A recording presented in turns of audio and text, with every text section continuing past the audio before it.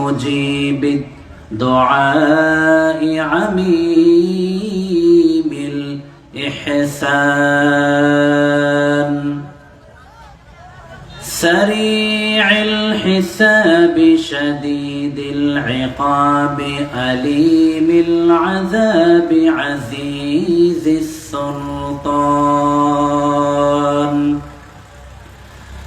وأشهد أن لا إله إلا الله وحده لا شريك له وأشهد أن سيدنا ونبينا وحبيبنا ومولانا محمدا عبده ورسوله أرسله بالحق بشيرا ونذيرا وداعيا إلى الله بإذنه وسراجا منيرا فقد قال الله تبارك وتعالى في كلامه المجيد والفرقان الحميد أعوذ بالله من الشيطان الرجيم بسم الله الرحمن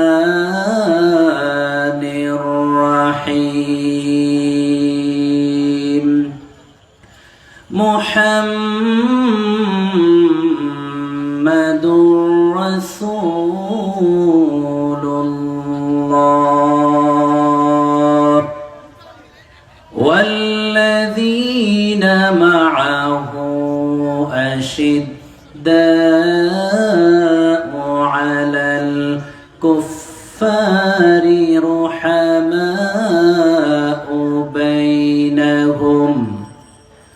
رحماء بينهم تراهم ركعا سجدا يبتغون فضلا من الله ورضوانا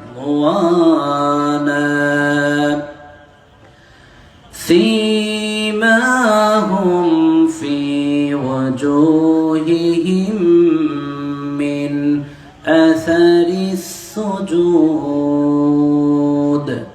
ذلك مثلهم في التوراة ومثلهم في الإنجيل إن الله وملائكته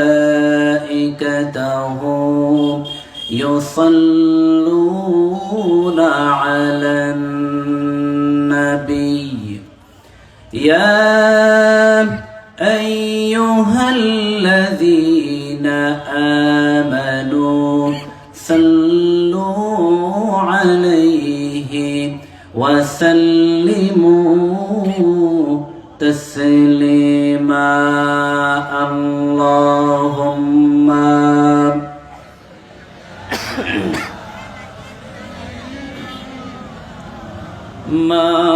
مولانا محمد وعلى آله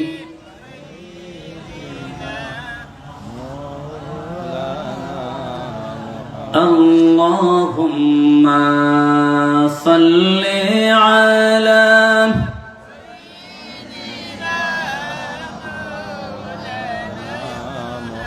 وعلى آل سيدنا की मोहम्मद से वफा तूने हम तेरे है ये जहाँ चीज है किया लौहो कलम तेरे है अल्लाह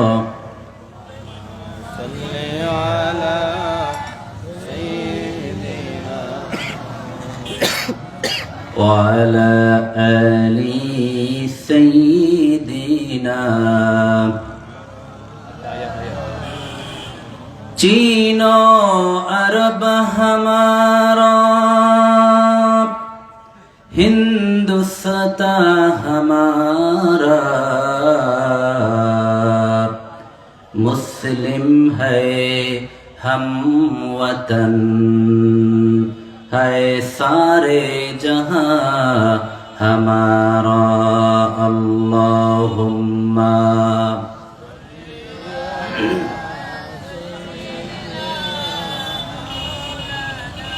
وعلى آل سيدنا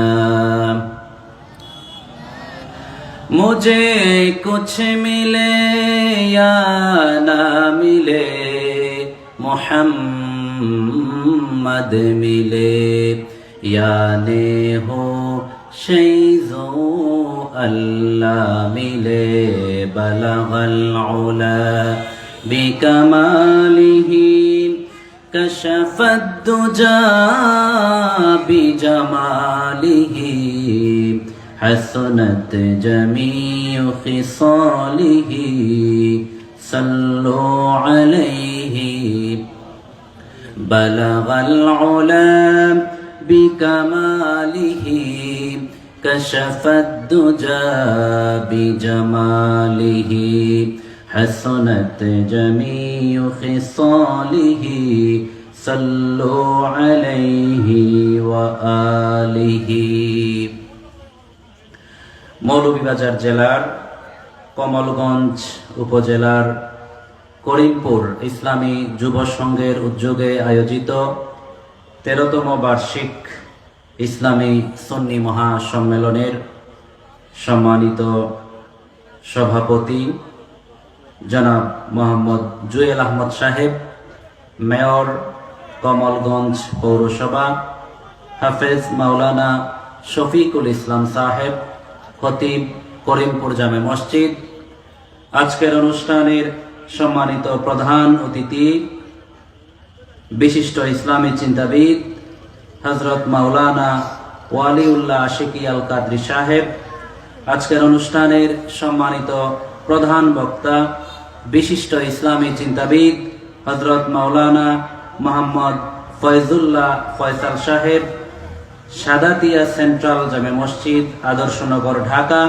হযরত মাওলানা আলহাজ ডাক্তার মাওলানা মুমিনুর রহমান সাহেব, প্রিন্সিপাল আল মদিনা ইসলামী একাডেমি কমপ্লেক্স করিমপুর হযরত মাওলানা নুরুল ইসলাম হায়দার সাহেব, শিক্ষক কমলগঞ্জ দাখিল মাদ্রাসা হযরত মাওলানা হাফেজ মোহাম্মদ এবাদুর রহমান সাহেব কুলাউড়া, হযরত মাওলানা রুমেল আহমদ খান সুপার হযরত শাহজালাল JIS দাখিল মাদ্রাসা, সম্মানিত মুসল্লিয়ানে কেরাম, কচি কচি মাসুম সোনামণিরা, পর্দার অন্তরালে অবস্থানরত আমার অতি সম্মানিতা মা ও বোনেরা, মাইকের আওয়াজ যত দূর যাচ্ছে, সম্মানিত মুসলিম জনতা, মহান আল্লাহ পাক রব্বুল আলামিনের দরবারে আমরা প্রথমেই শুকরিয়া আদায় করি যে মহান রব্বুল আলামিন আজকের এই একটি পবিত্র সময়ে একটি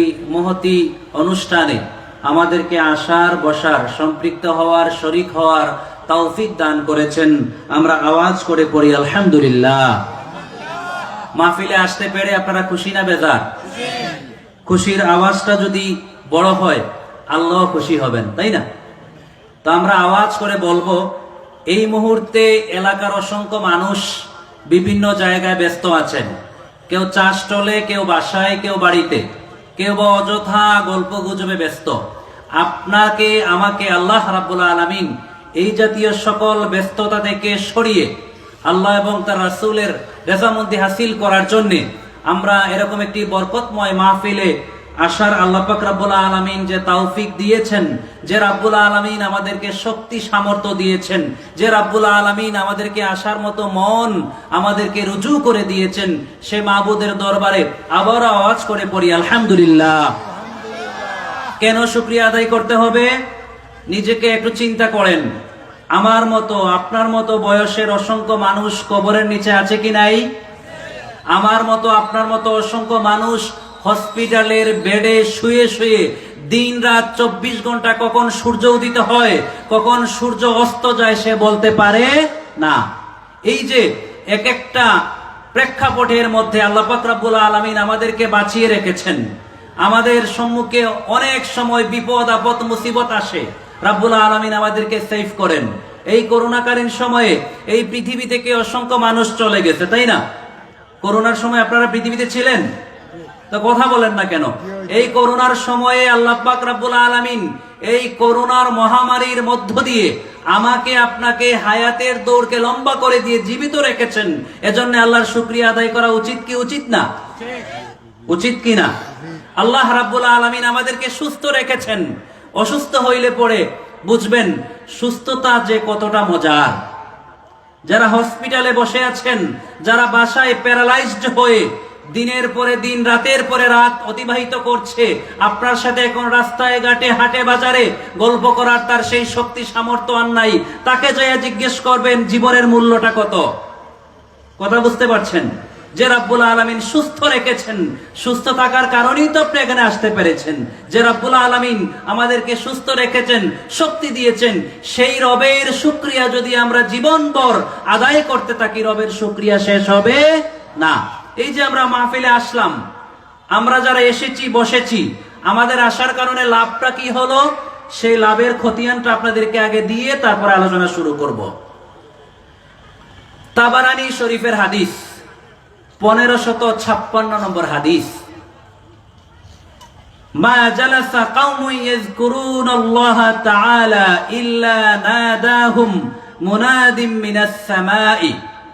নবীজি সাল্লাল্লাহু আলাইহি ওয়াসাল্লাম বলেন, পৃথিবীর মানুষ তোমরা যখন আল্লাহকে খুশি করার জন্য, আল্লাহর নবীকে খুশি করার জন্য পৃথিবীর সকল মায়া মমতা মোহকে দূরে ফেলে দিয়ে আল্লাহর রাস্তায় একত্রিত হয়ে আল্লাহর জিকির করার জন্য, আল্লাহর স্মরণ করার জন্য যখন তোমরা একত্রিত হও, কি করো? একত্রিত হও। তখন আল্লাহ পাক রব্বুল আলামিন একদল ফেরেশতাকে আপনার জন্য আমার জন্য মোতায়েন করে রাখেন। কাদেরকে? কাকে? কথা বুঝেন তো? আল্লাহ পাক রব্বুল আলামিন একদল ফেরেশতাকে এই মুহূর্তে পাঠিয়ে দিয়েছেন এই করিমপুর ইসলামী মহাসম্মেলনে যারা উপস্থিত হয়েছে তাদের জন্য। খুশি না বেজার? তাদের কাজ কি? আল্লাহ পাক রব্বুল আলামিন তাদেরকে পাঠিয়ে দিয়ে বলেন, যাও যাও এই মুহূর্তে চেয়ে দেখো ওই কমলগঞ্জের করিমপুরে আমার কিছু বান্দারা আমাকে রাজি এবং খুশি করার জন্য, আমি রবকে রব হিসাবে স্বীকার করার জন্য একত্রিত হয়ে গেছে।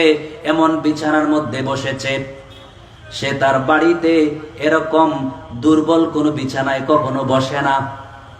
তার বাড়িতে সুন্দর বিছানায় বসে থাকে। কোন আত্মীয় স্বজনের বাড়িতে সে গেলে এরকম বিছানা বিছিয়ে দিলে সে মাইন্ড করবে। কথা বুঝেন? আপনার ছেলের শ্বশুর বাড়িতে যদি যান, এখন যে বিছানায় বসে আছেন এরকম বিছানা যদি আপনার জন্য বিছায়া দেওয়া হয়, আপনার প্রেস্টিজে লাগবে কি লাগবে না? লাগবে না। কিন্তু সকল প্রেস্টিজকে দূরে ফেলে দিয়ে রাব্বুল আলামিনকে খুশি করার জন্য নরমাল একটা দুলা মলিন একটা বিছানার মধ্যে আপনি বসে আছেন।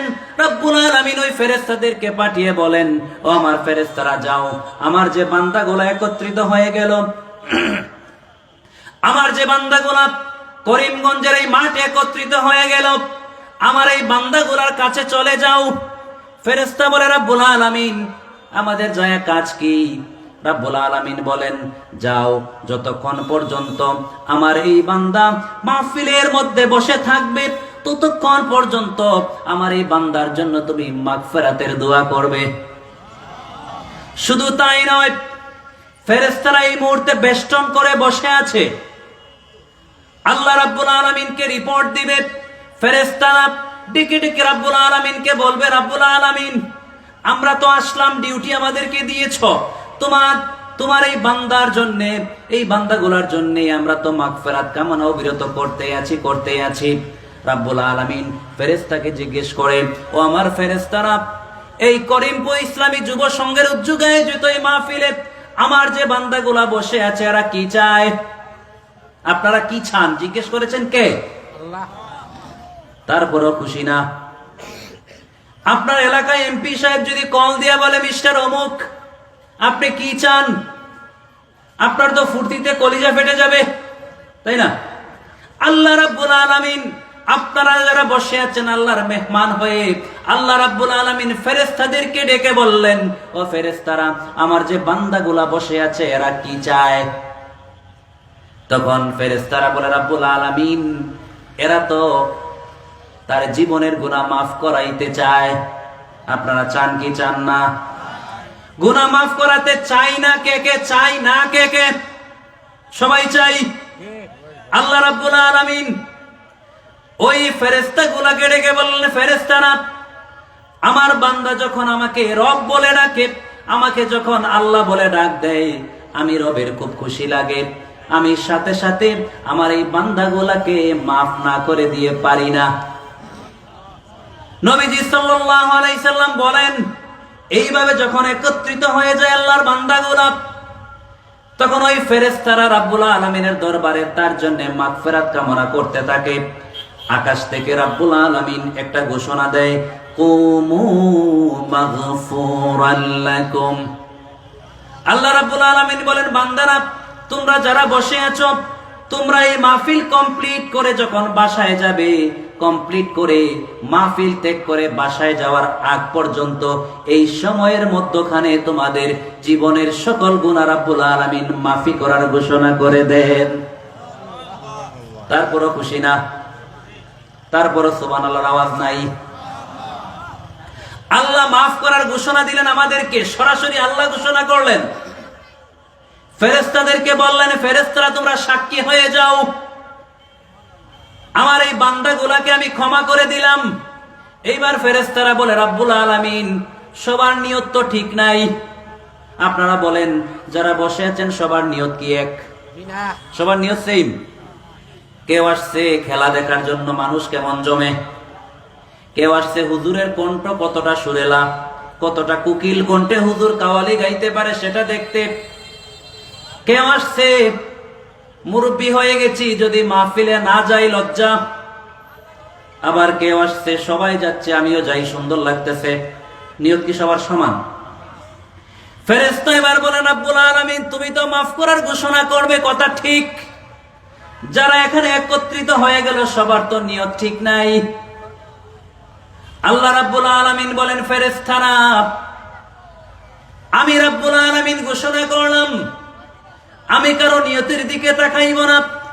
আমার এই মাহফিলের যে স্টেজ আছে, এই পেন্ডালের ভেতরের যে সীমানা আছে, ওই সীমানার মধ্যখানে যারাই ঢুকে পড়েছে, সে পাপী হোক আর তাপী হোক, তার নিয়ত সহি হোক আর গড়মিল হোক, যে যে নিয়তে আসুক না কেন, আমি রাব্বুল আলামিন ঘোষণা করলাম, আমি সবাইকে একত্রিত করে আমি রাব্বুল আলামিন সবাইকে মাফ করে দিলাম। লা ইলাহা ইল্লাল্লাহ, লা ইলাহা, লা ইলাহা ইল্লাল্লাহ,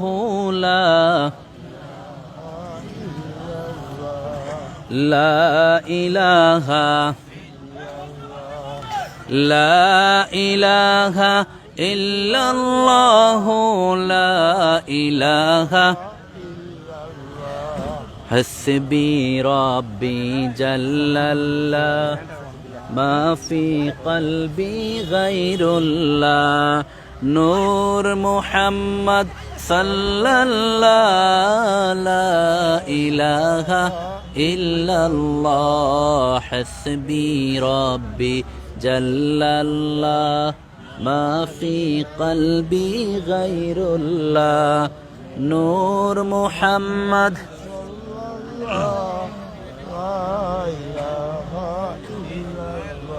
সুবহানাল্লাহ ওয়ালহামদুলিল্লাহ লা ইলাহা ইল্লাল্লাহ সুবহানাল্লাহ ওয়ালহামদুলিল্লাহ লা ইলাহা ইল্লাল্লাহ লা ইলাহা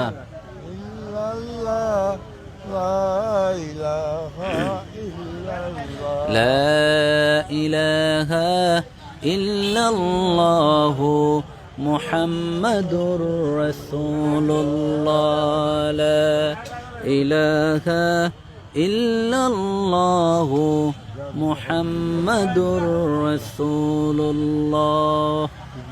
সমাধান হচ্ছে, মাইকের সমাধান হচ্ছে। আর জেনারেটর আছে, জেনারেটরকে বুক কর।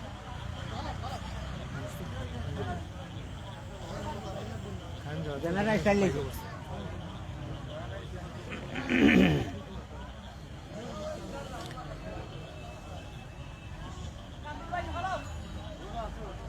আসেন কেন আছেন তাই?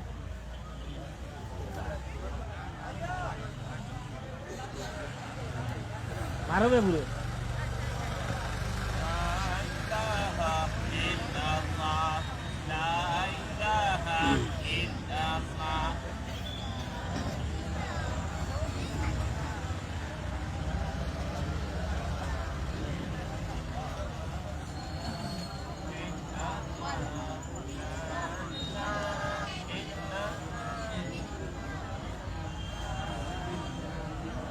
আগের যে গল্প করছিল ওই সিটিও তো, হ্যাঁ সিটিও তো কৃষি মন্ত্রী আপনি সেই ভাই এলে আর বার ধরে হয়েছে এই পয়সার আমি না চিনি বল চিন্তা করবো।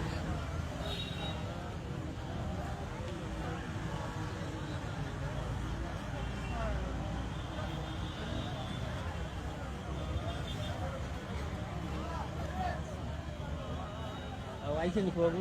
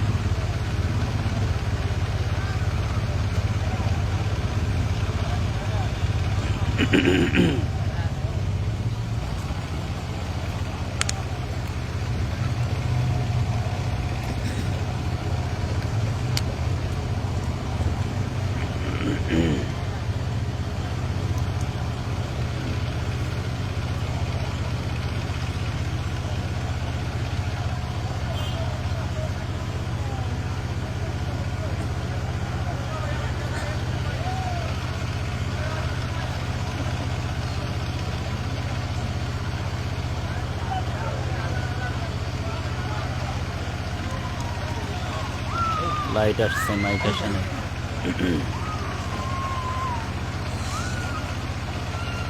এই মাইক দৌড়ে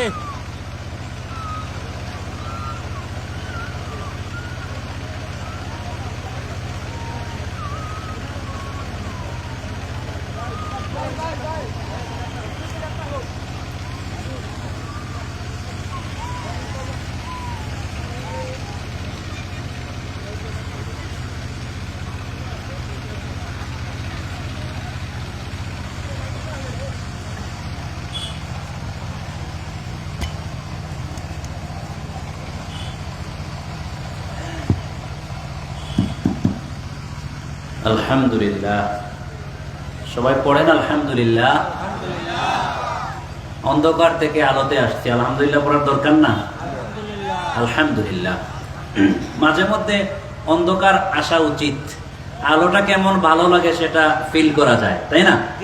এজন্য আল্লাহ পাক রব্বুল আলামিন রাত দিলেন আর দিন দিলেন, পৃথিবীর মানুষ যেন বুঝতে পারে যে অন্ধকার শেষ হওয়ার পরে আলোটা যখন আসে, তখন আলোর যে তার কাছে ভালো লাগাটা সেটা অনুভব করতে পারে। তো কিছুক্ষণ আমরা অন্ধকারে ছিলাম, অন্ধকার থেকে আলো আসছে, একটু ভালো লাগছে না? এজন্য আল্লাহ রাব্বুল আলামিন এই পৃথিবীর প্রত্যেকটা জিনিসকেই এভাবেই সৃষ্টি করেছেন, কখনো আলো কখনো অন্ধকার। আমাদের জীবন তো এরকমই, আমাদের জীবন কখনো আলো কখনো অন্ধকার।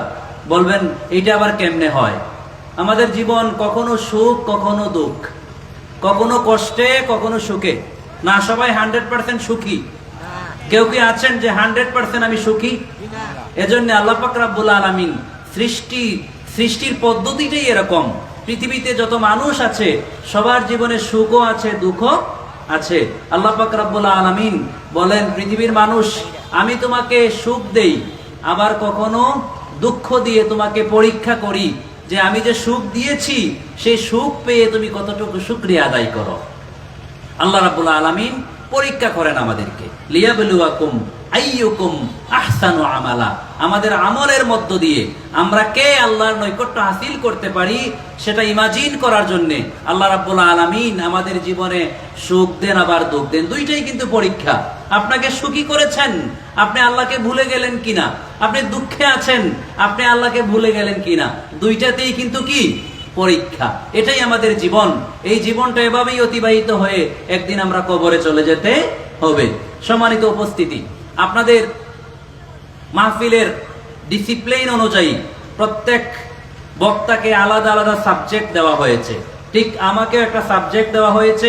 আমার আয়াতে কারিমা শুনে আলেম ওলামা যারা আছেন অলরেডি বুঝে গেছেন আজকের আমার সাবজেক্ট কি।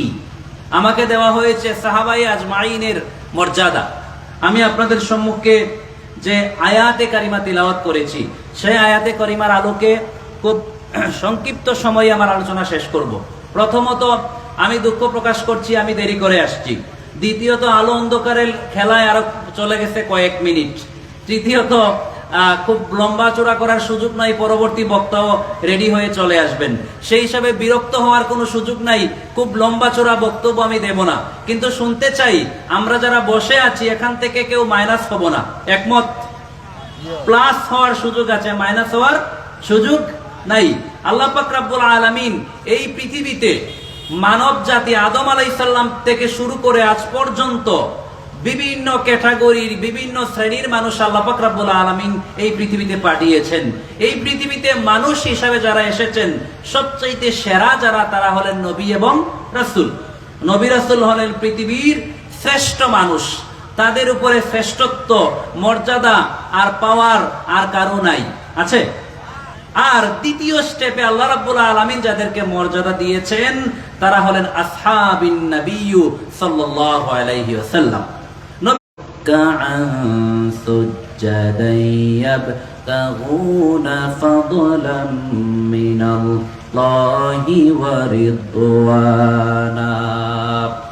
রাব্বুল আলামিন ঘোষণা করেন মুহাম্মাদুর রাসূলুল্লাহ, মুহাম্মদ সাল্লাল্লাহু আলাইহি ওয়াসাল্লাম আল্লাহর রাসূল। ওয়াল্লাযীনা মাআহু আশিদ্দাউ আলাল কুফফার, আমার নবীজির সাথী যারা ছিলেন, নবীজির সহযোগী যারা ছিলেন, নবীজির সঙ্গী সাথী যারা ছিলেন, আশিদ্দাউ আলাল কুফফারি, এরা কাফেরদের বেলায় খুবই কঠিন। কাফেরদের বেলায় কি? আওয়াজ করে বলেন, কাফেরদের বেলায় কি? কঠিন। রুহামা ও বাইনাহুম, আর তাদের নিজেদের মধ্যে অর্থাৎ মুসলমানদের মধ্যে যখন একত্রিত হয় একজনের জন্য আরেকজনের জীবন পর্যন্ত দিয়ে দিতে পারে। আর তাদের কি কোয়ালিটি আছে? সীমাহুম ফি ওয়াজুহিহিম মিন আসারিস সুজুদ। রাব্বুল আলামিন বলেন আমার সাহাবায়ে কেরাম যারা, তাদের আরেকটা কোয়ালিটি হলো সীমাহুম ফি ওয়াজুহিহিম, তাদের চেহারার মধ্যে মিন আসারিস সুজুদ, তাদের চেহারার মধ্যে রুকু এবং সিজদা করার চিহ্ন থাকবে, তাদেরকে দেখলেই চেনা যাবে এরা হলেন মুহাম্মাদুর রাসূলুল্লাহ সাল্লাল্লাহু আলাইহি ওয়াসাল্লামের সাথী। আল্লাহ রাব্বুল আলামিন কোরআন মাজিদে সাহাবায়ে কেরামদের বিভিন্ন কোয়ালিটি বর্ণনা করেছেন, মর্যাদার বিভিন্ন স্তর বর্ণনা করেছেন। সর্বশেষ আল্লাহ পাক রব্বুল আলামিন কমপ্লিটলি যে কথাটি বলে তাদের মর্যাদার পরিপূর্ণতা দিলেন সেটা হলো রাদিয়াল্লাহু আনহুম ওয়া রাদু আন। রাব্বুল আলামিন বলেন সর্বশেষ কথা হলো আমার নবীজির সাথী যারা হয়ে গেছে, আমার নবীজির সঙ্গী হওয়ার সৌভাগ্য যারা অর্জন করেছে, এদের উপর আমি রাব্বুল আলামিন খুশি, আর এরাও আমি রাব্বুল আলামিনের উপর খুশি। সাহাবায়ে আজমাইন এরা কারা? পৃথিবীতে নবীদের পরেই যাদের স্থান, যাদেরকে আইডল হিসাবে, যাদেরকে আদর্শ হিসাবে আমাদের জীবনে বাস্তবায়ন করার জন্য, তাদের আদর্শ আমাদের জীবনে বাস্তবায়ন করার জন্য প্রিয় নবী সাল্লাল্লাহু আলাইহি সাল্লাম নিজে ঘোষণা করেছেন। নবীজি সাল্লাল্লাহু আলাইহি সাল্লাম নিজে বলেছেন আসহাবিকান নুজুম, সাহাবায়ে কেরাম যারা, তারা হলেন তোমাদের কাছে এক একজন স্টার, এক একজন তারকা। তারকা বুঝেন তো? বুঝেন? ফিল্ম জগতের তারকা নয়। যারা এজ এ মুসলিম, আমরা একজন মুসলমান হিসাবে আমরা যাদেরকে ফলো করব, যারা হবেন আমাদের আদর্শ, যারা হবেন আমাদের মডেল, তারা হলেন সাহাবায়ে কেরাম। তারা কারা? সাহাবায়ে কেরাম। সাহাবী কারা? সাহাবীদের পরিচয় কি? ইবনে হাজার আসকালানী রাহমাতুল্লাহ আলাইহি বলেন as-sahabi man laqiya an-nabiy sallallahu alayhi wa sallam mu'minan bihi wa mata 'ala al-islam। নবীজিকে দেখেছেন, শুধু দেখলেই যে সাহাবী সেরকম তো না। দেখাবো নবীকে দেখলেই শুধু সাহাবী? আমার কথা বুঝেন? বলতেছেন যে হুজুর টান টুন দেন না, একটু টান কম দিয়ে একটু শুনেন। নবীজিকে দেখলেই কি সাহাবী? আবু জেহেল নবীকে দেখে নাই? দেখছে কিনা? আবু জেহেল কি সাহাবী? নবীজির সবচেয়ে বড় দুশমন। নবীজিকে তো দেখেছে, কিন্তু সে সাহাবী হওয়ার যোগ্যতা অর্জন করতে পারে নাই। এজন্য ইবনে হাজার আসকালানী রাহমাতুল্লাহ আলাইহি বলেন সাহাবী হলো তারা মান লাকিয়ান নবী সাল্লাল্লাহু আলাইহি সাল্লাম, নবীজি সাল্লাল্লাহু আলাইহি সাল্লামকে দেখেছে, সাক্ষাৎ করেছে, মুমিনান এবং ঈমান এনেছে, ওয়া মাতা আলাল ইসলাম এবং ইসলামের উপর থেকে মৃত্যুবরণ করেছে। এরাই সাহাবী। এরা কি? সাহাবী। সাহাবায়ে ইশরাম সম্পর্কে নবীজি সাল্লাল্লাহু আলাইহি সাল্লাম বলেন যে আসহাবিকান নুজুম বিআইহিম ইকতাদাইতুম ইহতাদাইতুম। আমার সাহাবায়ে কেরাম এক একজন স্টার, আকাশের তারকা তোমাদের কাছে যেমন উজ্জ্বল, আমার এক একজন সাহাবী, এক একজন আসহাব তোমাদের কাছে এক একটা স্টার। যে স্টারকেই তোমরা ফলো করবা, যে তারকাকেই তোমরা ফলো করবা, তোমরা সুপথ পেয়ে যাবা। সুবহানাল্লাহ। তাহলে বোঝা গেল নবীজির সাহাবায়ে কেরাম সম্পর্কে নবীজির ঘোষণা, আমার সকল সাহাবায়ে কেরাম সত্যের মাপকাঠি। তাদেরকে যে কেউ ফলো করবে সে সত্যের পথ পেয়ে যাবে। বলেছেন কে? মুহাম্মাদুর রাসূলুল্লাহ সাল্লাল্লাহু আলাইহি ওয়াসাল্লাম।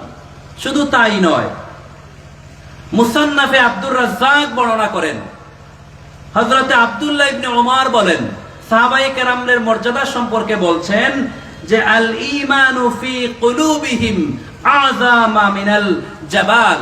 বলেছেন তাদের ঈমানের পাওয়ার, তাদের ঈমানের ওজন এত বেশি, এক একজনের ঈমানের ওজন, এক একজন সাহাবীর ঈমানের পাওয়ার এক একটা উহুদ পাহাড়ের চেয়ে আরো বিশাল। সুবহানাল্লাহ। তাইলে বোঝা গেল সাহাবায়ে কেরামদের ঈমান আর আমাদের ঈমান কখনো সমান নয়। এক আবু বকরের ঈমান, এক আবু বকর সিদ্দিকের ঈমান পৃথিবীর সকল মুসলমানদের ঈমানের পাওয়ারকে যদি এক পাল্লায় তোলা হয়, শুধুমাত্র আবু বকর সিদ্দিকের ঈমানকে যদি আরেক পাল্লায় তোলা হয়, আবু বকরের ঈমানের পাল্লা ভারী হয়ে যাবে। সুবহানাল্লাহ। তাহলে সাহাবায়ে কেরামদের মর্যাদা বেশি না কম? অনেক বেশি। শুধু বেশি না, অনেক বেশি। আল্লাহ পাক রব্বুল আলামিন নিজে সাহাবায়ে কেরামদের মর্যাদা বর্ণনা করেছেন এবং নিজে আল্লাহ পাক রব্বুল আলামিন সার্টিফাইড করেছেন তাদেরকে যে আমার নবীজির সহচর যারা, তারা আমার উপর খুশি, আমিও তাদের উপর খুশি। এবারে আসেন, নবীজি সাল্লাল্লাহু আলাইহি সাল্লামকে দেখেছেন, ঈমান এনেছেন, তারা কি? সাহাবী। কথা বলবেন, তাদেরকে কি বলা হয়? সাহাবী বলা হয়। সাহাবায়ে কেরামদের ঈমানের পাওয়ার এত বেশি কেন? সাহাবায়ে কেরামদের ঈমানের মর্যাদা এত বেশি কেন? এবারে আসেন, সাহাবায়ে কেরাম নবীজির জন্য কি ত্যাগ করেছেন, কি তিতিক্ষা করেছেন, যদি এই বর্ণনা আমরা যাই তাহলে সাহাবায়ে কেরামদের ইমানের পাল্লা এত ভারী কেন হলো আমরা একটু পেয়ে যাব। আল্লাহ নবীজি সাল্লাল্লাহু আলাইহি সাল্লাম বিভিন্ন সংকটময় মুহূর্তে বিভিন্ন সময়ে সাহাবায়ে কেরামদেরকে বিভিন্ন উদ্যোগ গ্রহণ করতেন। তাবুকের যুদ্ধ যখন শুরু হবে, নবীজি সাল্লাল্লাহু আলাইহি সাল্লাম সাহাবায়ে কেরামদেরকে ডাকলেন, আমার সাহাবায়ে কেরাম এবারে আসো, আমি তাবুকের যুদ্ধের জন্য ফান্ড রাইজিং করতে চাই। কি করতে চাই? ফান্ড রাইজিং, চাঁদা আমি সংগ্রহ করব, যে চাঁদার মধ্য দিয়ে অস্ত্র কিনা হবে, যুদ্ধের সরঞ্জাম কিনা হবে। আল্লাহ নবীজি সাহাবায়ে কেরামদেরকে ডাকলেন। প্রথমে আসলেন উসমান ইবনে আফফান, মক্কার সবচাইতে বড় ধনী উসমান ইবনে আফফান এসে নবীজিকে বলেন, ইয়া রাসূলুল্লাহ, আপনি ঘোষণা করেছেন দ্বীনের জন্য দান করতে হবে। ইয়া রাসূলুল্লাহ, আমার যা সম্পত্তি আছে সবগুলা সম্পদগুলাকে আমি একত্রিত করলাম, একত্রিত করে সম্পদটাকে আমি 3 ভাগে ভাগ করলাম। 3 ভাগে ভাগ করে একটা ভাগ আমি দ্বীনের জন্য দিয়ে দিলাম, আর 2 ভাগ আমার জন্য রেখে দিলাম। কে দিলেন? উসমান। নবীজি বলেন, ঠিক আছে, তোমার দান কবুল করা হলো, গ্রহণ করা হলো। এবারে ওমর, ইয়া রাসূলুল্লাহ, আপনি ঘোষণা করেছেন দ্বীনের জন্য আমাকে ফান্ড রাইজিং করতে হবে। ইয়া রাসূলুল্লাহ, আমার সম্পত্তিগুলোকে আমি 2 ভাগে ভাগ করেছি। কয় ভাগে? কথা বলেন, কয় ভাগে ভাগ করেছি? 2 ভাগে ভাগ করেছি ইয়া রাসূলুল্লাহ। 2 ভাগে ভাগ করে 1 ভাগ আমি আমার ফ্যামিলির জন্য রেখেছি, আর 1 ভাগ আমি দ্বীনের জন্য আমি বিলিয়ে দিলাম। সর্বশেষ আবু বকর সিদ্দিক। আবু বকর সিদ্দিক আসলেন। নবীজি সাল্লাল্লাহু আলাইহি সাল্লাম বসে আছেন, সাহাবায়ে কেরামদের বিভিন্ন অনুদান সংগ্রহ করছেন। এমন সময় জিবরাইল আমিনের আগমন। জিবরাইল যখন নবীজির কাছে আগমন করলেন, দেখা গেল জিবরাইলের গায়ে খেজুর পাতার জামা পরা। কিসের জামা? খেজুর পাতার পোশাক। নবীজি বলেন, ও জিবরাইল, কোনদিন তোমাকে জীর্ণ শীর্ণ এরকম পোশাক পরতে দেখি নাই। এইবার জিবরাইল দেখে বলেন, ইয়া রাসূলুল্লাহ, একটু পেছনে তাকান, একটু পেছনে তাকায়া দৃশ্যটা দেখেন কেমন লাগে। নবীজি পিছনে তাকায়া দেখলেন শত শত ফেরেশতা, হাজার হাজার ফেরেশতারা চলে এসেছে, প্রত্যেকের গায়ে খেজুর পাতার পোশাক। সুবহানাল্লাহ। জিবরাইলকে নবীজি বলেন, জিবরাইল, ঘটনা কি? খেজুর পাতার পোশাক কেন? জিবরাইল ডেকে বলেন, ইয়া রাসূলুল্লাহ, আপনার আবু বকরের খবর তো আপনি রাখেন নাই। আপনার আবু বকর যখন ঘোষণা পেল দ্বীনের জন্য দান করতে হবে, সাথে সাথে আবু বকর বাড়িতে যায়। তার বাড়িতে তার ঘরের মধ্যে যা জিনিসপত্র আছে সবগুলাকে গাঁট্টি বাঁধছে। কি করছে? গাঁট্টি বুঝেন তো? সবগুলাকে একত্রিত করেছে। ইভেন তার যে জামাটা ছিল, তার যে গায়ের জামা, সেই জামাটা কয় গাঁট্টির মধ্যে রেখেছে, আর খেজুর পাতা দিয়ে সে নিজের গায়ের জামা বানায়া তার ঘরের এবং সম্পত্তি যা কিছু আছে সবগুলা আপনার দরবারে নিয়ে এসেছে। এমন সময় আল্লাহ পাক রব্বুল আলামিন আমাকে ডেকে ডেকে বলেন, জিবরাইল, তাড়াতাড়ি যাও, আমার বন্ধুর সাহাবী আবু বকর, আমার আবু বকর দ্বীনের জন্য যে দান করলো, আমার আবু বকরের ইমানের যে শক্তি, আমার আবু বকরের উপর আমি খুশি হয়ে গেলাম। এই মুহূর্তে আবু বকরের যে ড্রেস, আবু বকরের যে ইউনিফর্ম, এই ইউনিফর্ম পরে তুমি আমার নবীজির কাছে যায়া হাজিরা দিবা। ইয়া রাসূলুল্লাহ, আপনার আবু বকরের দান পৃথিবীর শ্রেষ্ঠ দান। ইয়া রাসূলুল্লাহ, আবু বকরের উপর আল্লাহ রাব্বুল আলামিন খুশি হয়ে গেছেন। আরশ থেকে আল্লাহ রাব্বুল আলামিন ঘোষণা করেছেন, আবু বকরের উপর আল্লাহ খুশি, আপনিও যেন আবু বকরের উপর খুশি হয়ে যান। আপনি যেন আবু বকরের উপর খুশি হয়ে যান। ইয়া রাসূলুল্লাহ, আপনার আবু বকর যে দৃষ্টান্ত স্থাপন করেছে, আবু বকর দ্বীনের জন্য যে দৃষ্টান্ত স্থাপন করেছে, পৃথিবীতে এর কোনো নজির নাই। ইয়া রাসূলুল্লাহ, আবু বকর আল্লাহ রাব্বুল আলামিনের কাছে নবীদের পরে শ্রেষ্ঠ মানুষ হিসেবে আখ্যায়িত হয়ে গেছে।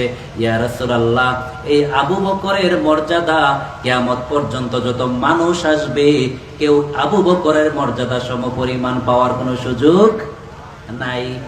ইয়া রাসূলুল্লাহ, এই আবু বকর আপনার কঠিন মুহূর্তে আপনার পাশে ছিল। আপনার কঠিন সময়ে মক্কার কাফের বেঈমানরা যখন দিক বিদিক থেকে যখন আপনার উপর আক্রমণ করে, আপনার পাশে আবু বকর সিদ্দিক সীসা ডালা প্রাচীরের মতো ছিল। আবু বকর নবীজির সাথে সীসা ডালা প্রাচীরের মতো ছিল। নবীজি আবু বকরকে বললেন, আবু বকর, যে কোনো মুহূর্তে মক্কা ত্যাগ করতে হবে। আমি যখন মক্কা ত্যাগ করব, মক্কা ত্যাগ করার সময় আমার সাথী হবে তুমি আবু বকর। নবীজি যখন মক্কার কাফের বেঈমানদের অত্যাচারে অত্যাচারিত হয়ে যখন গভীর রাত, রাব্বুল আলামিন যখন নবীজিকে ঘোষণা করলেন, ইয়া রাসূলুল্লাহ, আজকেই আপনাকে মক্কা ছেড়ে মদিনায় যাওয়া লাগবে। ওইদিকে নবীজির হুজরা মুবারক কাফের বেঈমানেরা বেষ্টন করে আছে। নবীজি বলেন, রাব্বুল আলামিন, আমি কিভাবে বের হব?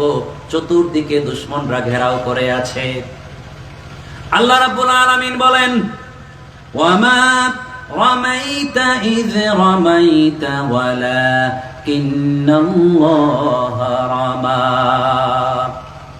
আমার বন্ধু, আপনি এক মুষ্টি সেই মক্কার মরুভূমির বালু হাতে নেবেন। বালু হাতে নিয়ে আপনি নিক্ষেপ করবেন। আপনি নিক্ষেপ করার সাথে সাথে আপনি শুধু নিক্ষেপ করবেন। ইয রামাইতা ওয়ালাকিন্নাল্লাহা রামা, আপনার হাত দিয়ে নিক্ষেপ হবে, কিন্তু এই বালুর প্রত্যেকটা কণা আমি কাফের বেঈমানদের প্রত্যেকের চোখে চোখে পৌঁছায়া দেওয়ার মালিক আমি রাব্বুল আলামিন। নবীজি সাল্লাল্লাহু আলাইহি সাল্লাম নিক্ষেপ করলেন। আল্লাহ রাব্বুল আলামিন কোরআনে এর ব্যাখ্যাটা করে দিলেন, ওয়ামা রামাইতা ইয রামাইতা ওয়ালাকিন্নাল্লাহা রামা। ও আমার বন্ধু, ও আমার হাবিব, মক্কা থেকে মদিনায় যাওয়ার সময় আপনি যখন মুষ্টি নিক্ষেপ করেছিলেন, নিক্ষেপ শুধু করেছিলেন আপনি, পরবর্তী অ্যাকশন যা করার আমি রাব্বুল আলামিন নিজে করেছি। কে করেছেন? আল্লাহ নিজে করেছেন। আল্লাহ রাব্বুল আলামিন বলেন, শুধু নিক্ষেপ করে আমি শেষ করি নাই, ওয়াজআলনা মিন বাইনি আইদিহিম সাদ্দান ওয়া মিন খালফিহিম সাদ্দান ফাআগশাইনাহুম ফাহুম লা ইউবসিরুন। ও আমার বন্ধু, আপনি যখন নিক্ষেপ করলেন, নিক্ষেপ করার সাথে সাথে এদের চোখের মধ্যে এক একটা বালুকণা পৌঁছার সাথে সাথে আপনি যখন তাদের সম্মুখ দিয়ে বের হতে যাচ্ছেন, আপনি তাদের নাকের ডগা দিয়ে বের হচ্ছেন, কিন্তু তাদের সামনে আমি এক একটা দেওয়াল সৃষ্টি করে দিয়েছি। সুবহানাল্লাহ। কি সৃষ্টি করে দিয়েছি? দেওয়াল সৃষ্টি করে দিয়েছি। এদের চোখের মধ্যে এরা ঘষতে ঘষতে যখন দেওয়াল টপকানোর চেষ্টা করছে, রাব্বুল আলামিন আমি এমন করে দিয়েছি তাদের সম্মুখ দিয়ে আপনি বের হয়ে এসেছেন, কিন্তু একটাও চোখে দেখার সুযোগ হয় নাই। ও আমার বন্ধু, আপনি বের হয়ে এসেছেন। এই হিজরতের সময়ে নবীজি সাল্লাল্লাহু আলাইহি সাল্লামের এই কঠিন সময়ে যিনি সাথে ছিলেন তিনি হলেন আবু বকর সিদ্দিক। তিনি হলেন কে? নবীজি হিজরত করে মদিনায় গেলেন। কোথায় গেলেন? আপনারা আছেন না ঘুমায় পড়ছেন? আপনারা থাকলে আমি আছি, আপনারা না থাকলে আমিও। আওয়াজ করে বলেন, নবীজি মক্কা থেকে কোথায় হিজরত করেছেন? আওয়াজ করে বলেন, কোথায় হিজরত করেছেন? মদিনায় হিজরত করার পরে মক্কার কাফের বেঈমানরা তাড়িয়ে দিয়েছে। Different between Mecca and Medina. মক্কার মানুষ তাড়িয়ে দিয়েছে, আর মদিনার মানুষ কি করেছে? ওয়েলকাম জানিয়েছে। মদিনার মানুষগুলা মদিনার অলিগলি থেকে ছোট্ট ছোট্ট মাসুম শিশুরা জড়ো হয়ে দল বেঁধে বেঁধে নবীজিকে অভ্যর্থনা জানার জন্য, নবীজিকে স্বাগত জানানোর জন্য এরা দলে দলে আসলো। সবাই এক বাক্যে পড়তে লাগলো, তালাআল বাদরু আলাইনা মিন সানিয়াতিল ওয়াদা। সবাই নবীজিকে অভ্যর্থনা জানালো। মদিনার মানুষগুলা নবীজিকে দেখার জন্য জড়ো হয়ে গেল। যে যার সামর্থ্য অনুযায়ী নবীজি সাল্লাল্লাহু আলাইহি সাল্লামের কাছে হাদিয়া নিয়ে আসতে লাগলো। কেউ 1 টাকা দেয়, কেউ 2 টাকা দেয়, কেউ নিজের জামাটা দেয়, কেউ নিজের বাড়ি নবীজিকে দিয়ে দেয়। সুবহানাল্লাহ। এইভাবে এক একজন হাদিয়া নিয়ে আসতে লাগলো। নবীজি সাল্লাল্লাহু আলাইহি সাল্লাম বসে আছেন। নবীজি সাল্লাল্লাহু আলাইহি সাল্লাম এমত অবস্থায় একজন মহিলা আসলো নবীজির কাছে। একজন মহিলা এসে বলেন, ইয়া রাসূলুল্লাহ, মক্কা ছেড়ে আপনি মদিনায় এসেছেন, মদিনার মানুষগুলো আপনাকে হাদিয়া দিচ্ছে, তোহফা দিচ্ছে। আমি মহিলা, আমার তৌফিক নাই আপনাকে যে কোনো হাদিয়া দেব। আমার কি নাই? তৌফিক নাই। আপনাকে যে হাদিয়া দেব, আমার কাছে এরকম কোনো টাকা পয়সা ধন সম্পত্তি বলতে আমার কিছুই নাই। ইয়া রাসূলুল্লাহ, কিন্তু একটা জিনিস আমার কাছে আছে। আমার ছোট্ট একটা ছেলে আছে। আমি আমার মনকে সান্ত্বনা দেওয়ার জন্য আপনি যদি আমার এই দানটা, আপনি যদি আমার এই হাদিয়াটা কবুল করেন, আমার দেওয়ার মতো কোনো সামর্থ্য নাই। শুধু আছে কি, ইল্লা ইবনি হাযা, আমার এই সন্তানটা ছাড়া আমার কাছে সম্পত্তি বলতে আর কিছুই নাই। নবীজি সাল্লাল্লাহু আলাইহি সাল্লাম একটা মুচকি হাসি দিলেন। কি হাসি? নবীজি সাল্লাল্লাহু আলাইহি সাল্লাম মুচকি হাসি দিয়ে বললেন, ও মা, আপনি আপনার সন্তানকে আমারে হাদিয়া দিতে চান, কারণ কি? মহিলা রেখে বলেন, ইয়া রাসূলুল্লাহ, আমার কলিজা ঠান্ডা করার জন্য আমার কলিজা মানতেছে না, মদিনার মানুষের আপনাকে হাদিয়া দিচ্ছে, আমার তো কোনো তৌফিক নাই। আমার সন্তানটাকে আপনার কাছে আমি হাদিয়া দিলাম, কোনদিন এই সন্তান আপনার কাছ থেকে ফিরাইয়া নিতে আমি আসব না। নবীজি হাদিয়া গ্রহণ করলেন। কি করলেন?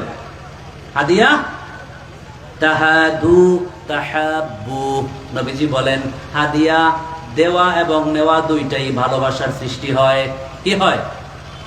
হাদিয়া দিবেন এবং নিবেন না, শুধু নিবেন দিবেন না, এরকম নাকি? হ্যাঁ, ছেলের শ্বশুর বাড়ি থেকে শুধু ইফতারি খাইবেন, কোনোদিন দিবেন না, এরকম? ইফতারি না দিলে ঝগড়া বাজায় দেন, এরকম মুসল্লি মনে হয় কমলগঞ্জে নাই? আছে? ইফতারি না পাঠাইলে ঝগড়া বাঁধায় দেয়। ঈদের সময় এক্সট্রা কাপড় চোপড় না পাঠাইলে ঝগড়া বাঁধায় দেয়। দেওয়া ভালো, কিন্তু আপনার বিআই সাহেবের তৌফিক আছে কিনা আপনাকে চিন্তা করা উচিত কি উচিত না? যদি আপনি ছেলের বাবা হয়ে থাকেন, মেয়ের বাবার পক্ষ থেকে যদি আপনার বাড়িতে ইফতারি পাঠানি হয় হাদিয়া হিসাবে, আপনারও উচিত আপনিও ছেলের শ্বশুর বাড়ি ইফতারি পাঠাবেন। যেই সন্তানটাকে নবীজি হাদিয়া গ্রহণ করলেন তার নাম হলো আনাস ইবনে মালিক। কি নাম? কথা বলেন, কি নাম? নবীজি সাল্লাল্লাহু আলাইহি সাল্লাম আনাস ইবনে মালিককে নবীজি সাল্লাল্লাহু আলাইহি সাল্লামের পার্সোনাল সেক্রেটারি নিয়োগ দিলেন। পার্সোনাল সেক্রেটারি নিয়োগ দিলেন। তার কাজ হলো নবীজির কখন মিসওয়াকটা লাগে মিসওয়াকটা এনে দিবে, কখন অজুর পানি লাগে অজুর পানিটা এনে দিবে, কখন জায়নামাজ লাগে জায়নামাজটা এনে দিবে। এরকম ছোটখাটো কাজ করা তার দায়িত্ব। আনাস ইবনে মালিক বলেন, পৃথিবীর মানুষ মুহাম্মদ সাল্লাল্লাহু আলাইহি ওয়াসাল্লামের ফ্যামিলিতে যখন আমি আসি, আমি তখন ছোট্ট মানুষ ছিলাম, ভালো মন্দ বোঝার মতো আমার কোনো ব্রেইন তখন আমার হয় নাই। কিন্তু পৃথিবীর মানুষ নবীজি সাল্লাল্লাহু আলাইহি সাল্লাম পৃথিবীর মধ্যে কতটুকু আদর্শবান আমি তোমাদেরকে বলে যেতে চাই। নবীজি সাল্লাল্লাহু আলাইহি সাল্লামের খাদিম হিসাবে আমি 10 বছর দায়িত্ব পালন করেছি। কয় বছর? কয় বছর? 10 বছর আমি নবীজির খাদিম ছিলাম, নবীজির প্রাইভেট সেক্রেটারি ছিলাম। পৃথিবীর মানুষ মুহাম্মদুর রাসূলুল্লাহ সাল্লাল্লাহু আলাইহি সাল্লামের উসওয়া কেমন ছিল, নবীজি সাল্লাল্লাহু আলাইহি সাল্লামের চরিত্র কেমন ছিল, আমি আনাস ইবনে মালিক বলতেছি পৃথিবীর মানুষ শোনো। এই 10 বছরের ভেতরে নবীজি সাল্লাল্লাহু আলাইহি সাল্লাম কখনো আমাকে একটা বকাও দেন নাই, একটা ধমকও দেন নাই।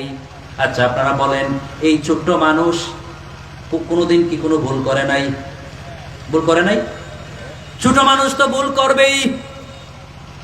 আনাস ইবনে মালিক বলেন, পৃথিবীর মানুষ আমাকে নবীজি সাল্লাল্লাহু আলাইহি সাল্লাম একদিন বললেন, ও আনাস, আমার মিসওয়াকটা এনে দাও। আমি নবীজির এই অর্ডারটা পালন করার আগ মুহূর্তে আমি ভুলে গেছি। কি করছি? ভুলে গেছি। ভুলে গিয়ে আমি ছোট মানুষ, পাশে একটা মাঠের মধ্যে দেখলাম কিছু সংখ্যক ছেলেরা খেলাধুলা করছে। আমি তখন নবীজির ওই অর্ডারটাকে ভুলে গিয়ে খেলাধুলায় মন দিয়ে দিলাম। খেলাধুলায় গিয়ে আমি নবীজির অর্ডারের কথা ভুলে গেছি। আনাস বলেন, পৃথিবীর মানুষ শুনে রাখো, আমি যখন খেলায় মগ্ন হয়ে গেলাম, নবীজি সাল্লাল্লাহু আলাইহি ওয়াসাল্লাম ঠিক সেই মুহূর্তে এই পথ ধরে আসতেছেন। নবীজির চেহারা দেখার সাথে সাথে আমার মনে পড়ে গেল নবীজি আমাকে মিসওয়াক এনে দিতে বলেছিল, আমি তো মিসওয়াক এনে না দিয়ে খেলায় মনোযোগ দিলাম। এবার বলেন, আনাসের মনে একটা ভয় কাজ করবে কি করবে না? হ্যাঁ, আপনার ছোট্ট বাচ্চাকে আপনি বলেছেন বাবা আমার এই কাজটা করে দাও, সে না করে খেলাধুলা শুরু করছে। আপনি যখন তার সামনে যাবেন তার ভয় লাগবে কি লাগবে না? আনাস বলেন, পৃথিবীর মানুষ আমি যখন নবীকে এই দিকে আসতে দেখলাম, আমার কলিজাটা একদম ছোট হয়ে গেছে। যে নবীজি সাল্লাল্লাহু আলাইহি সাল্লাম আমাকে মিসওয়াক আনতে বলেছিলেন, আমি তো কাজটা করি নাই, না করে বরং আমি খেলাধুলা শুরু করে দিয়েছি। সুতরাং নবী তো আমারে আচ্ছা করে একটা দুলাই দিবে। কি করবে? আচ্ছা করে একটা দুলাই দিবে। আনাস বলেন, নবীজি সাল্লাল্লাহু আলাইহি সাল্লাম যেই দিকে আসতেছে আমার ভয়ের মাত্রাটা আরো বাড়তেছে। এমত অবস্থায় নবীজি একটা মুচকি হাসি দিয়ে বলেন, আনাস কি করতেছো? আনাস কি করতেছো? আনাস বলেন, আমি চুপ থাকলাম। নবীজি সাল্লাল্লাহু আলাইহি সাল্লাম মুচকি হাসি দিয়ে আমি যে খেলাধুলা করছি, নবীজি বসে বসে আমি আনাসের খেলাধুলা উপভোগ করছেন। সুবহানাল্লাহ। আনাস বলেন, পৃথিবীর মানুষ এই 10 বছরের ভিতরে মা সাব্বানি, কোনদিন নবীজি আমাকে বকা দেন নাই, ওয়ালা দরাবানি, কোনদিন আমাকে মার দেন নাই, ওয়ালা আবাসা ওয়াজহি, কোনদিন আমার দিকে চোখ রাঙিয়েও তাকান নাই। সুবহানাল্লাহ। এবার নবীজির উম্মত হিসাবে আমরা যারা নবীজির উম্মত দাবি করি, নবীজির উম্মত হিসাবে দাবি যারা আমরা করি, নিজেকে প্রশ্ন করেন, আপনার অধীনে যারা চাকরি করে, আপনার বাসার কর্মচারী, আপনার দোকানের কর্মচারী যারা কাজ করে, তাদের সাথে আপনার ব্যবহার আর নবীজির ব্যবহারকে একবার মিলায়া দেখেন। আপনি নবীজির উম্মত হিসাবে নবীজির আদর্শ কতটুকু আপনার মধ্যে আছে? আছে? আপনি নিজেকে প্রশ্ন করে জানতে পারবেন আপনি কয় নম্বর উম্মত। যদি আপনি নবীজির সেই আদর্শটা আপনার জীবনে বাস্তবায়ন না হয়, নামাজ পড়বেন, নামাজ পড়তে পড়তে জীবনটা শেষ করবেন, কিন্তু আপনার আদর্শ নবীজির না থাকার কারণে এই নামাজ পর্যন্ত আল্লাহর কাছে কবুল হবে না। কারণ নবীজি সাল্লাল্লাহু আলাইহি সাল্লাম বলেছেন, পৃথিবীর মানুষ আমি তোমাদের জন্য উসওয়াতুন হাসানাত, আমি তোমাদের জন্য মডেল। আমি নবীজি যা করেছি এই প্রত্যেকটা কাজ তোমাদেরকে ফলো করতে হবে। যদি আমাকে তোমরা ফলো করতে পারো, আমাকে যদি পরিপূর্ণভাবে ফলো করতে পারো, তাইলেই তুমি আমার প্রকৃত উম্মত হতে পারবে। আনাস বলেন, আরেকজনের জীবনটা পর্যন্ত দিয়ে দিতে পারে। নবীজি সাল্লাল্লাহু আলাইহি সাল্লাম মদিনায় যখন হিজরত করে চলে গেলেন, হিজরত করে যাওয়ার পরে নবীজির সাথী হয়ে নবীজির সাথে যারা মক্কা থেকে মদিনায় হিজরত করলেন, সাহাবায়ে কেরামকে দুই ভাগে ভাগ করা হয়, মুহাজির এবং আনসার। কথা বলেন, মুহাজির এবং যারা মক্কা থেকে বিভিন্ন এরিয়া থেকে দ্বীনের জন্য কাফের বেঈমানদের অত্যাচারে অত্যাচারিত হয়ে হিজরত করে চলে এসেছে। এরা কোনো টাকা পয়সা সাথে নিয়ে আসতে পারে নাই, তাদের সহায় সম্পত্তি, টাকা পয়সা সবকিছু ফেলে এসেছে। তোমাদের উচিত প্রত্যেকটা মুহাজিরকে সাহায্য করা। কি করা? সাহায্য করা। নবীজির ঘোষণা পাওয়ার পর আনসার সাহাবায়ে কেরাম এক একজন মুহাজিরের দায়িত্ব নিয়েছেন, এক একজনকে সহযোগিতা করার হাত বাড়িয়ে দিয়েছেন। আল্লাহর নবীজির একজন সাহাবী নাম হলো, খুব বিরক্ত, আওয়াজ করে বলেন, হযরতে সাদ ইবনে রবি যে সাহাবীর দায়িত্ব নিলেন তার নাম কি? আব্দুর রহমান ইবনে আউফ। জুড়ে বলেন, আব্দুর রহমান ইবনে আউফের দায়িত্ব নিলেন সাদ ইবনে রবি আব্দুর রহমান ইবনে আউফকে ডেকে বলেন, ও আব্দুর রহমান ইবনে আউফ, নবীজি ঘোষণা করেছেন আপনারা যারা মুহাজির আপনাদেরকে যেন আমি সাহায্য করি, সহযোগিতা করি। ও আব্দুর রহমান ইবনে আউফ, আমি ঘোষণা করলাম আমি রবি হিসাবে আমার যত সম্পত্তি আছে আমার সকল সম্পত্তিগুলোকে 2 ভাগ করে 1 ভাগ আপনাকে দান করে দিলাম। সুবহানাল্লাহ। শুধু তাই নয়, সাদ ইবনে রবি বলেন, ও আব্দুর রহমান ইবনে আউফ, শুধু তাই নয়, আমার 2 জন স্ত্রী আছে। কয়জন? 2 জন স্ত্রী আমার আছে। 2 জন স্ত্রীর মধ্যে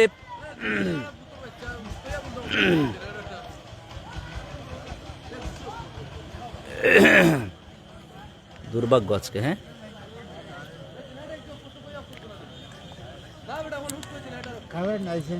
আচ্ছা, রাগ না করে চালায় দেন। ব্যালেন্স হচ্ছে না আর কি, জেনারেটর আর ইলেকট্রিসিটি ব্যালেন্স হচ্ছে না। এটা আগে ব্যালেন্স করা উচিত ছিল। হ্যালো, যাই হোক, আলো অন্ধকারের খেলায় আমরা আছি। তো কথা বলছিলাম, মুহাজির সাহাবায়ে কেরামদেরকে আনসার সাহাবায়ে কেরাম সহযোগিতা করবেন। সাদ ইবনে রবি আব্দুর রহমান ইবনে আউফকে বলেন, আমার সম্পত্তিকে 2 ভাগে ভাগ করলাম, 1 ভাগ আপনাকে দান করলাম। শুধু তাই নয়, আমার 2 জন স্ত্রী আছে। কয়জন? 2 জন স্ত্রী আছে। আপনি যেহেতু আপনার বিবি বাচ্চা সহায় সম্পত্তি সবকিছু ফেলে দিনের জন্য এসেছেন, আমার 2 জন স্ত্রীর মধ্যে একজনকে আমি ডিভোর্স দিব, আপনি একজনকে বিয়ে করবেন। কাকে আপনার পছন্দ বলেন? সুবহানাল্লাহ। বুঝতে পারছেন নিজের ওয়াইফকে ছেড়ে দেওয়া কতটা স্যাক্রিফাইসিং মাইন্ড থাকলে, কতটা দিনের জন্য ভালোবাসা থাকলে এটা করা যায়। সবকিছু দেওয়া যায়, নিজের ওয়াইফকে তো কেউ দিতে চায় না, দিবে কেউ? কিন্তু সাদ ইবনে রবি বলেন, ভাই আব্দুর রহমান ইবনে আউফ, আমার 2 জন স্ত্রীর মধ্যে যাকে আপনার পছন্দ হয় তাকেই আমি দান করব, আপনি বলেন কাকে চয়েস? এখন আব্দুর রহমান ইবনে আউফ তো খুশি হওয়ার কথা, সম্পত্তি 2 ভাগের 1 ভাগ পাইলেন, ওয়াইফও পাইলেন একজন, খুশি হওয়ার কথা কিনা?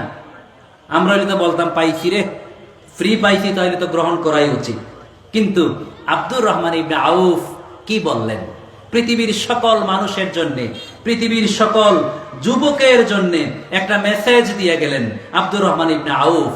পৃথিবীর সকল মানুষকে যেই মেসেজটা দিয়ে গেলেন, এই মেসেজটা যদি আমাদের জীবনে আমরা বাস্তবায়ন করতে পারি, তাহলে অভাব অনটন, গরিব হওয়া আপনার জীবনে আর আসার কোনো সুযোগ নাই। কথাটা বলবো? আব্দুর রহমান ইবনে আউফ কি জবাব দিয়েছিলেন বলবো? এই জায়গায় আমরা হইলে তো চোখ বন্ধ করে বলতাম, ইয়েস, পাইছি তো পাইছি। ফ্রিতে যদি সম্পদ পাওয়া যায়, খুশি না? খুশি।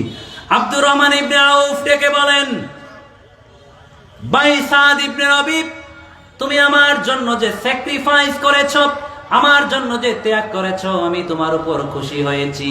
কিন্তু ভাই, তোমার সম্পত্তি আমি নেব না। তুমি যে সম্পত্তির 2 ভাগের 1 ভাগ আমাকে দিয়েছো, এই সম্পত্তি আমি গ্রহণ করব না।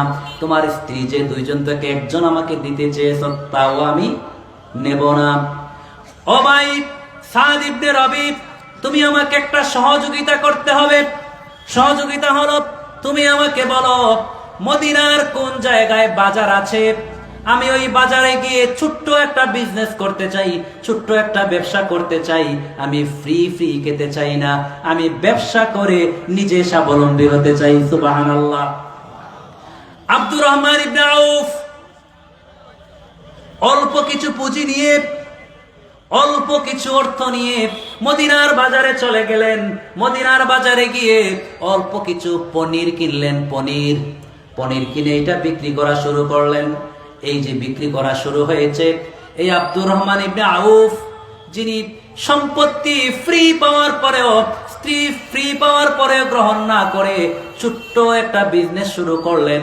ওই বিজনেস শুরু করেছেন, শুরু হয়েছে কথা ঠিক, একটা পর্যায়ে এই আব্দুর রহমান ইবনে আউফ হয়ে গেলেন মক্কার সবচাইতে বড় ব্যবসায়ী।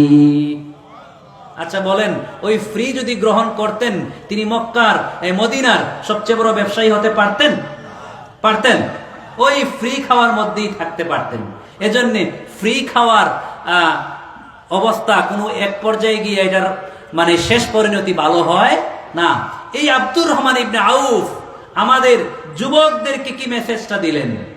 আমাদের সমাজে একটা ফ্যামিলিতে যদি 4 ভাই থাকে, বিশেষ করে সিলেট অঞ্চলের ট্র্যাডিশন, 4 ভাই যদি থাকে, একজন লন্ডন অথবা ইতালি অথবা ফ্রান্স এক দেশে থাকেন, বাকি 3 জন, একজন পড়ালেখা করে ইন্টার ফার্স্ট ইয়ারে, আরেকজন পড়ালেখা করে আপাতত বেকার, আরেকজন বিদেশের জন্য প্রসেসিং এ আছে, এরকম আছে না?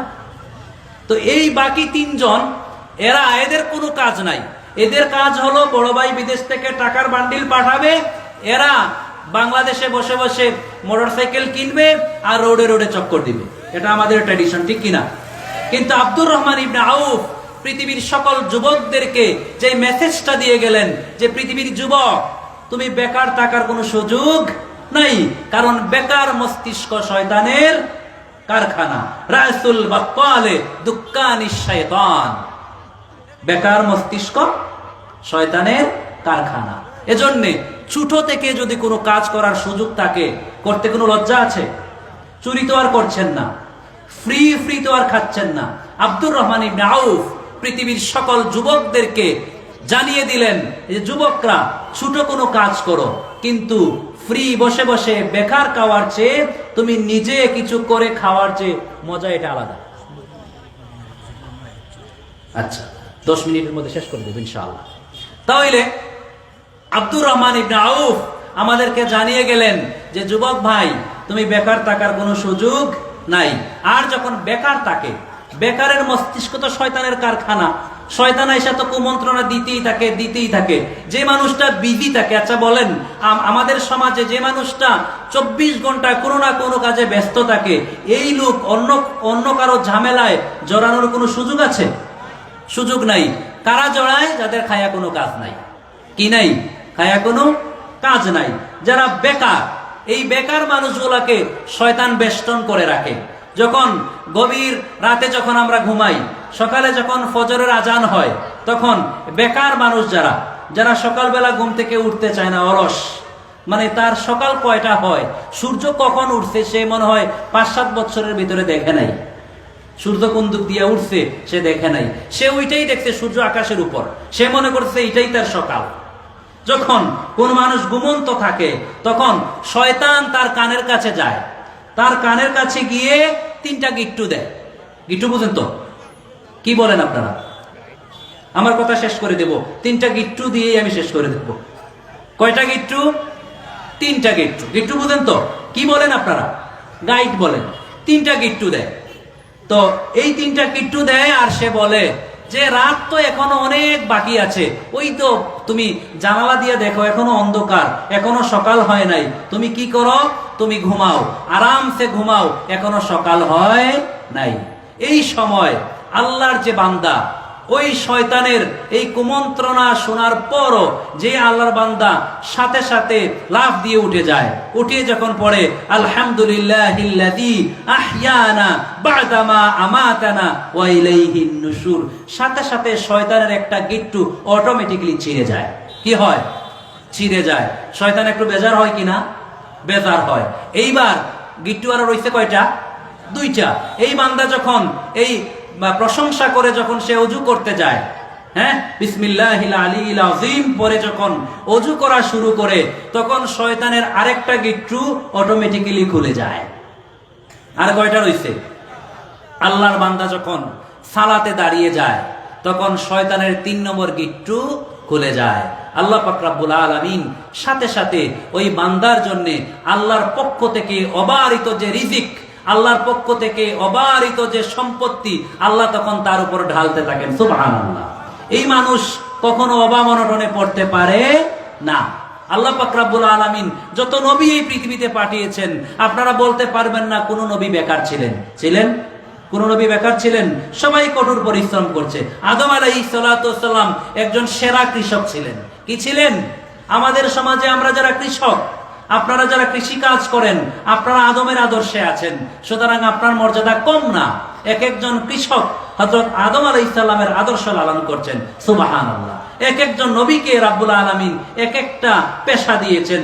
হযরতে দাউদ আলাইহিস সালাম তিনি অস্ত্র তৈরি করতেন, তিনি যুদ্ধের বিভিন্ন সরঞ্জাম, বিভিন্ন জামা তৈরি করতেন, যুদ্ধের জামা।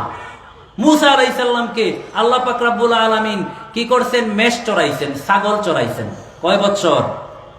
10 বছর।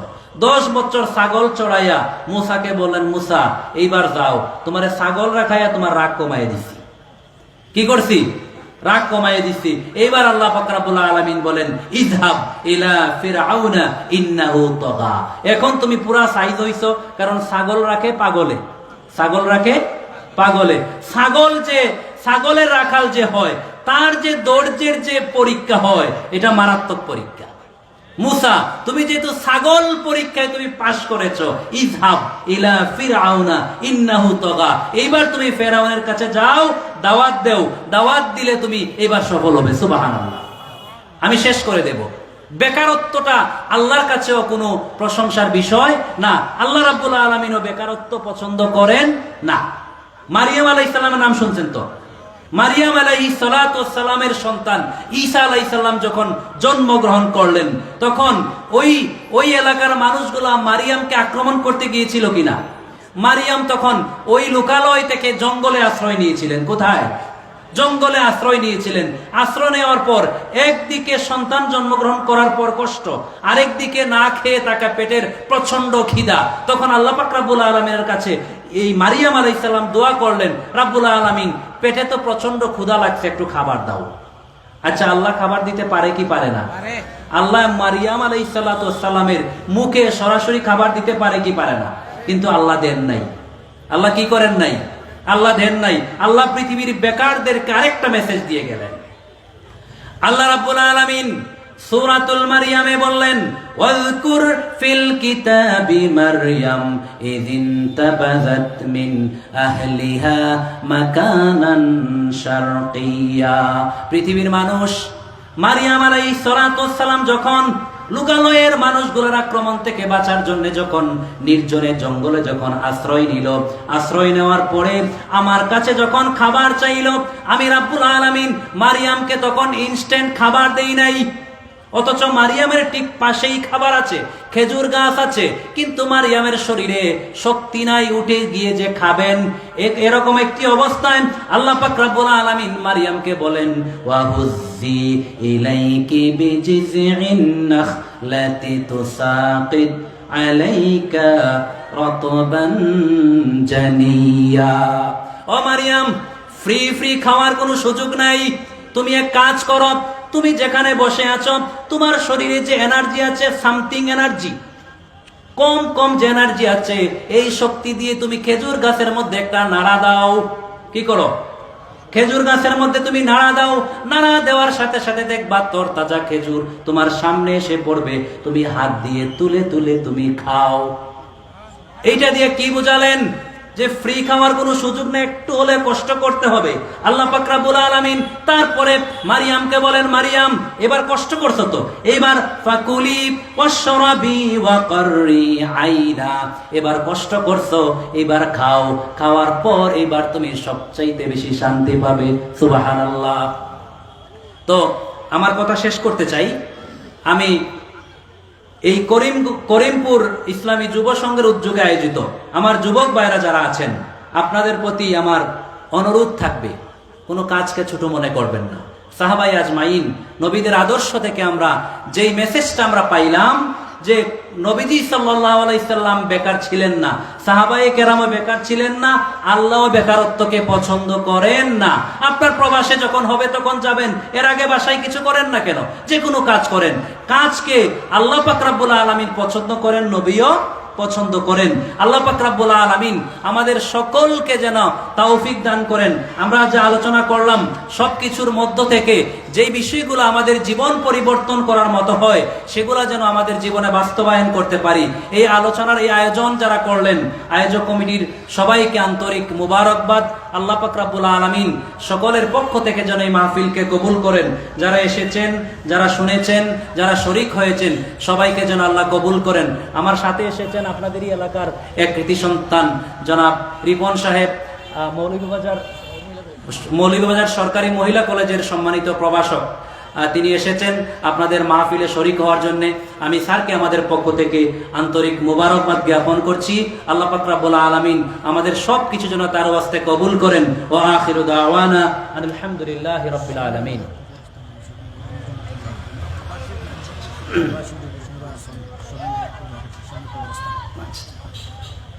اللهم آمين.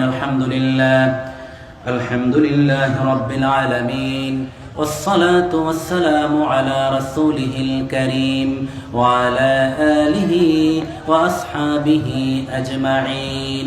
ربنا ظلمنا أنفسنا وإن لم تغفر لنا وترحمنا لنكونن من الخاسرين. واعف عنا واغفر لنا وارحمنا أنت مولانا فانصرنا على القوم الكافرين، فانصرنا على القوم الفاسقين، فانصرنا على القوم المنافقين. رب العالمين يا أرحم الراحمين.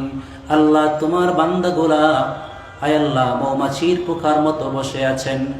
রব্বুল আলামিন তোমাকে খুশি করার জন্য একত্রিত হয়ে গেছেন। আল্লাহ রব্বুল আলামিন তুমি তো এরকম অসংখ্য মাহফিলের অসংখ্য মুসল্লিদেরকে তুমি মাফ করার ঘোষণা করবে। রব্বুল আলামিন আমরা মাফ চাই। এই করিমপুর এলাকায় আয়োজিত এই মাহফিলের আয়োজক থেকে শুরু করে শ্রোতা মণ্ডলী সবাইকে তুমি আজকে মাফি ঘোষণা করে দাও। রব্বুল আলামিন এই এলাকার যত মুর্দেগান যুগে যুগে কবরবাসী হয়ে গেছেন, রব্বুল আলামিন খাস করে আমাদের সম্মুখে যে কবরস্থান আছে আয় আল্লাহ এখানে অসংখ্য মানুষ শুয়ে আছে। আল্লাহ যারা হাত বাড়াইলেন, আল্লাহ জানি না কার মা নাই কার বাবা নাই, রব্বুল আলামিন জানি না রব্বুল আলামিন তোমার কোন বান্দা মা বাবা হারায়া এতিম অবস্থায় তোমার দরবারে হাত বাড়াইছে। আয় আল্লাহ আমাদের এতিমের দোয়াগুলা তুমি কবুল আর মঞ্জুর ফরমাও। আমাদের আব্বা আম্মার কবরগুলারে জান্নাতের বাগান বানায়া দাও। রব্বির হামহুমা কামা রব্বায়ানি সগীরা, রব্বির হামহুমা কামা রব্বায়ানি সগীরা। ওয়া সালামুন আলাল মুরসালিন ওয়ালহামদুলিল্লাহি রাব্বিল আলামিন। আমিন আমিন।